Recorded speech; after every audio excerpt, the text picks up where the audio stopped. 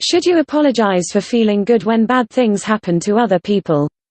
I remember coming across a concept called Schadenfreude. This is a German word for the phenomenon too many people are embarrassed to admit. What does this phenomenon describe? When you're suffering your trials and tribulations and you look in your Facebook timeline and it turns out that somebody who you used to admire or envy had something bad happen to them, maybe their significant other left them, maybe they got fired from their job, maybe they got caught stealing or they're in jail or they've developed some sort of disease, or something bad happened to them, and you get this really guilty feel that, well, things are not that bad in my life because look at this poor fool.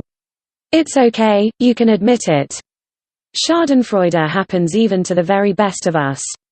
In fact, it happens to all of us at some level or another and at some time or another. To deny it would be pointless because everybody knows. I say this because there's nothing to be embarrassed about. There's nothing to apologize for. This is rooted in your biology. Imagine two people walking through a forest and they see a bear. One of the guys drops down to tie his shoelaces tighter. The other guy says to his friend, "What are you doing? That bear is so fast, he's going to maul us both to death. You're wasting your time tying your shoes so you can run faster." The other friend finished tightening his laces and stood back up and, with a straight back, said to the other guy, "I only need to run faster than you." That, my friend, is the essence of Schadenfreude.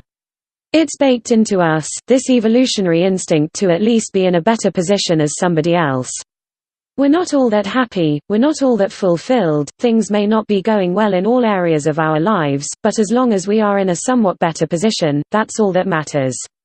This is a very corrosive mental habit, as biologically hardwired as it may be. It definitely plays a big role in evolutionary survival. It's easy to figure out. I'm not even going to bore you by stepping you through the explanation. You should be able to piece it together. The point here is that it's very easy to get stuck in Schadenfreude and you no longer focus on being happy for yourself. Instead, you're constantly stuck comparing yourself to others. Believe me, this is the most efficient and lethal and potent way to become miserable. Because everybody in the world can easily make themselves miserable just by comparing themselves. If you don't believe me, imagine Bill Gates, the world's richest man, comparing himself to LeBron James in terms of basketball skills.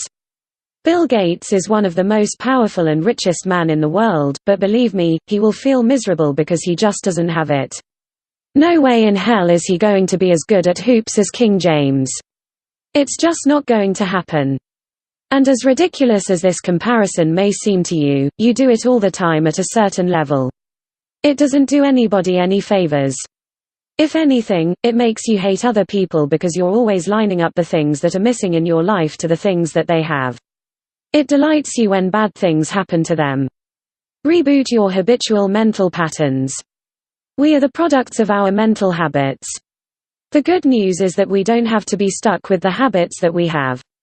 If you are suffering from Schadenfreude at some level or another, there is one technique that can help you get out from under its negative and toxic influence. This technique is 100% natural. It doesn't involve any kind of drug.